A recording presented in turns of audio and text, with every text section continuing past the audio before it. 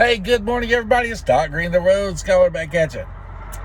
I got to do a correction. I made a mistake the other day. Did not realize it because I was listening to someone else's podcast, and some other people sent me some information, and I gave some incorrect information about the hair follicle test. The FMCSA is trying to be pressured to include it in the clearinghouse. That part is correct. But whenever I was told that they could track back to 2 years, that is incorrect. They could track back a maximum of 90 days. There is, however, some other problems with the hair follicle test that I did not know about. One is that outside chemicals and things that you're around could show up in that test.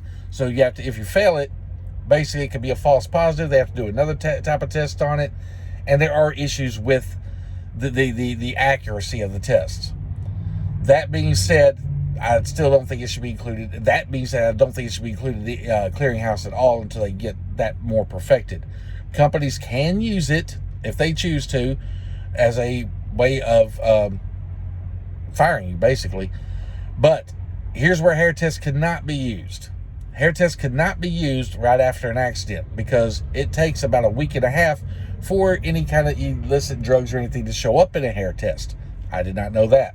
I'm going over this stuff because I put out some false information and I need to do a correction on that. And thanks to one of the subscribers on here who corrected me on it, I went back and looked up the better sources, and which I should have done in the first place. That's my mistake. And I've gotten onto other YouTubers and stuff for putting out stuff without researching it, and then I find myself guilty of it as well. So, yeah, here's the thing.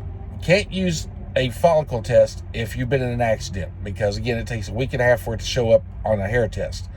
Urine samples track back 7 to 14 days. They can use hair tests. Companies can use hair tests to disqualify you from employment because it tracks up to 90 days. However, there are issues with the hair test. Until those issues are fixed, I don't think they should be able to use them in the clearinghouse. That's just my own personal opinion. I don't control the FMCSA. Now, some things I learned about the FMCSA that I did not know about, and I'm going to talk about that here real quick, is FMCSA is a department in the government. They make rules for transportation, but I did not realize that sometimes these rules are brought on by Congress. For instance, the paper logs. FMCSA did not want to do electronic logs, which a lot of us blame the FMCSA for it. That is not what happened. FMCSA fought against the electronic logs. The problem is Congress passed the law, and Congress was being influenced by big carriers. These huge conglomerate carriers lobbied Congress to pass the ELD logs after they tested with Warner for a while. And of course, money talks and BS walks. So Congress, these congressional leaders and everything, passed the law. It sounded great to them. So that's the reason we have paper logs. It was not because the FMCSA just decided to do it, which you will hear a lot of YouTubers and everything blaming the FMCSA for. That wasn't the case. The FMCSA fought it tooth and nail. Congress passed the law and told the FMCSA, this is what you're going to do. And the FMCSA had no choice but to do it. So the reason I bring this up is, one, I needed to correct myself. Is the hair follicle test can only go back 90 days. So I if it was more accurate testing and things that it didn't have false positives. Now I will say things that they have screened out for the hair follicle test that they did not for the urine test. We all know if you put certain kinds of poppy seeds and stuff, they will show up on a urine test as a positive for marijuana use. The hair follicle test, they found a way that they can tell if it's poppy seeds or not. So if you fail a urine test, you can, and you think it's, and you didn't smoke your weed, you think it may be because of poppy seeds or something like that, you can request about a week and a half later, 2 weeks later, to take the hair follicle test. I did not know that. So, and the companies have to pay for that because they're the ones showing the positive. Now, if you fail it, you get charged for it. If you pass it, then they get charged for it. I did not know that either. Things I'm learning. Guys, we have organizations out here that are supposedly fighting for us. You got the American Truckers Association, which really is influenced by the big corporate carriers. However, the OOIDA, Owner Operator Independent Drivers Association, that is a good organization for people to be in. They've been in business for about 50 years. I say business because they've been around for 50 years. Their membership drive is always kind of low because even though we all see the stickers, especially new drivers and stuff, a lot of us, we know they're fighting for us and we think, oh, they got enough members and everything. I'm going to save my $45 this year. Okay. But the OOIDA is one of the few organizations that does fight for the independents and the owner operators, lease operators, and stuff like that. They fight for all truck drivers.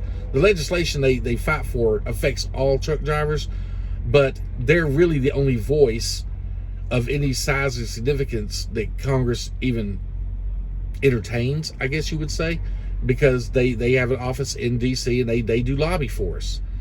If you have not joined the OOIDA, and I'm not running no drive form or anything like that, but you really ought to go look at everything that they're trying to fight for. If the more members they have, the bigger their voice. They have a large membership, nothing like ATA and some of these others, and and these big corporations, of course, outnumber the OOIDA. But the more people that join it, the bigger the voice is, and the more they can fight for the truckers' rights. And I'm not talking about just like the hair follicle test and everything, which, to be honest with you, I'm kind of changing my mind on that. If it only goes back 90 days, then yeah, if they could perfect the testing, I wouldn't have a problem with it in clearinghouse. I don't think it should be included until they perfect it. But other things like the insurance rates that they want to go up, they want to, keep raising the insurance requirements for truck drivers and everything. OOIDA fights these things. Now, who wants to pay more insurance? None of us. Our costs are high enough out here. So who's pushing for these higher insurance rates? It's not Congress. To be honest with you, probably 99.9% of Congress don't even think about truck drivers hardly. That's just a fact. So they're being approached by somebody. So who would be approaching these guys? Everyone goes, well, it's the insurance companies. No, it's not.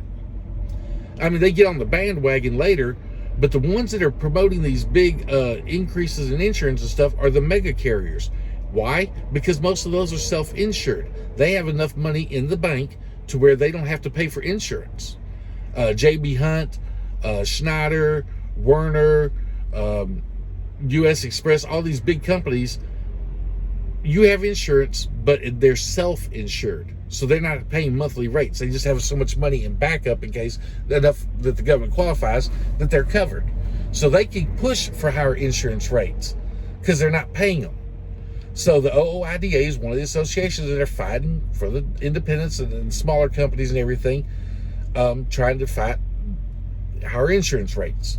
They also are trying to fight for more parking. There's supposed to be $70 billion allocated for increased parking and stuff for truck drivers, and the money may be voted for to go into effect, but it's sort of like and I hate bringing politics up into this, but do y'all remember back when Congress agreed to secure the border and they allocated the money for it?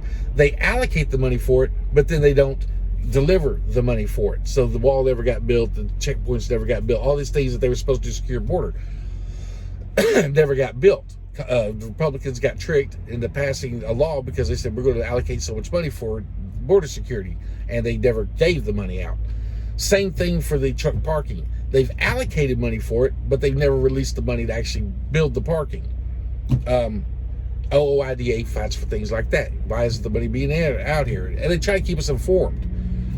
So, guys, if you have not looked at the OOIDA, again, this is not a commercial form or anything, but something you might want to pay attention to, might want to look at. $45 a year is a very low rate to have your voice heard. And, again, the more people they get, the stronger their voice is, the more members they have.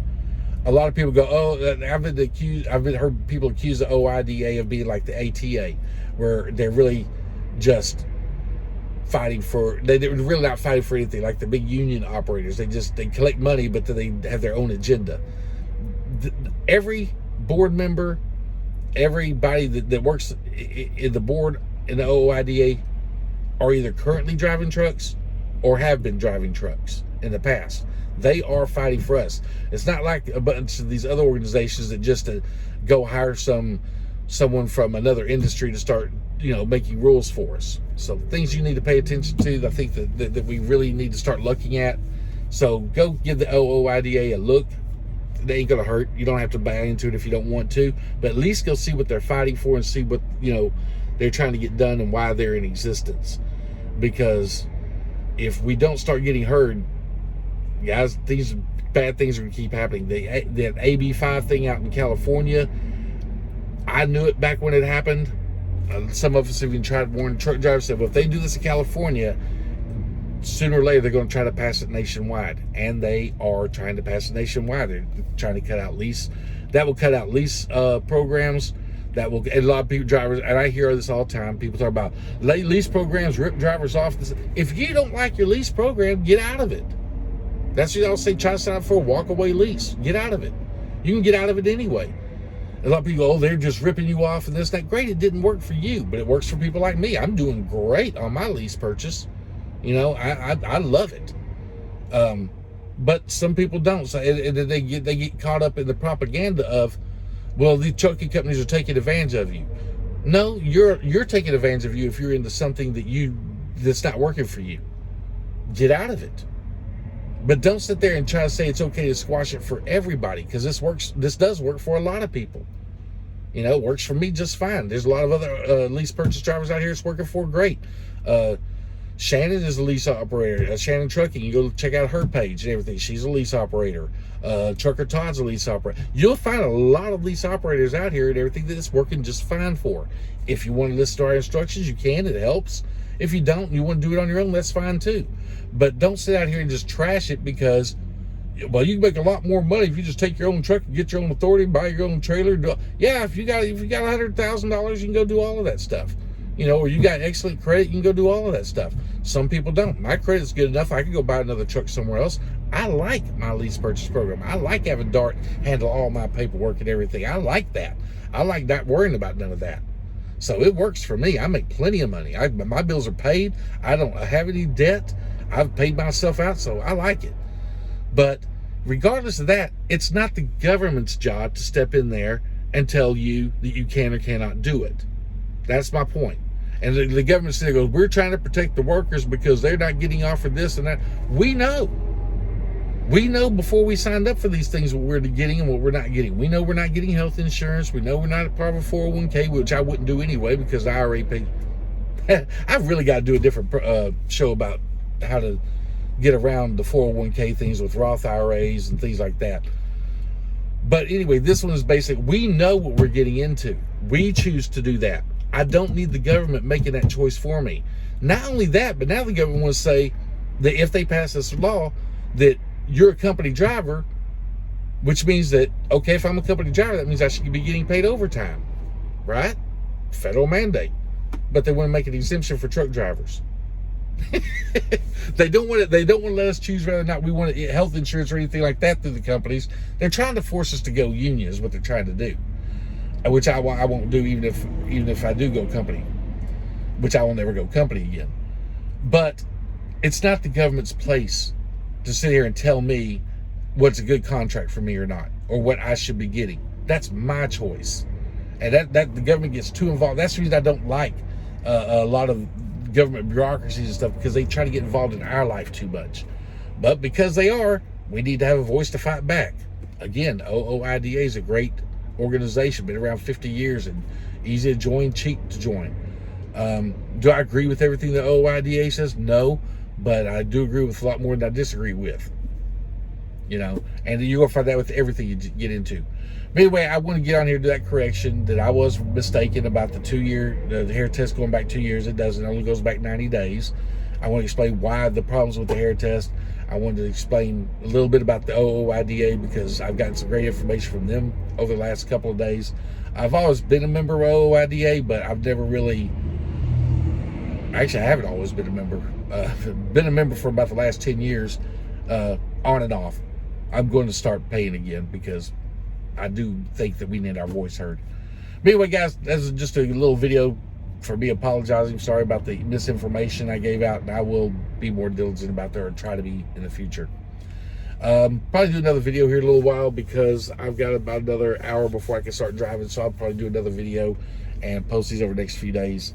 But I am going to start trying to put more information out here as we come into the recession. They say come into the recession. We've been in a recession, but as they're finally admitting it, I'm able to talk a little bit more about things that I haven't talked about in the last few months. You haven't seen very many videos because, again, I don't believe in getting in on here and just blabbering about crap that doesn't matter to us. I'm not going to talk about how my trip went today. And if I do, it's a brief little, as I'm introducing another topic or something. I don't think any of you are interested in that kind of stuff. I think you're more interested in things that affect your livelihood, your pocketbook, your vehicle maintenance, things like that. So that's why I'm getting back into that more now that I've had time to sit here and adjust to the new recession and everything. I've been through them before. I've never been through one quite like this that was actually forced on us. So, but now that we're part way into it, heavy into it, I know how things are working a little bit better and got a better idea of the financial part of it. I will be talking more about things that have been going on for about the last year and how it's going to affect us in the future. Anyway, that's it for this video. Again, sorry about the misinformation on the last one. I'm not going to take it down because a lot of the information was correct, but I'm not going to, I will put this one out there so everyone can acknowledge that it was a mistake about the time period. But everything else in the video was pretty on point. All right, guys, y'all have a good one.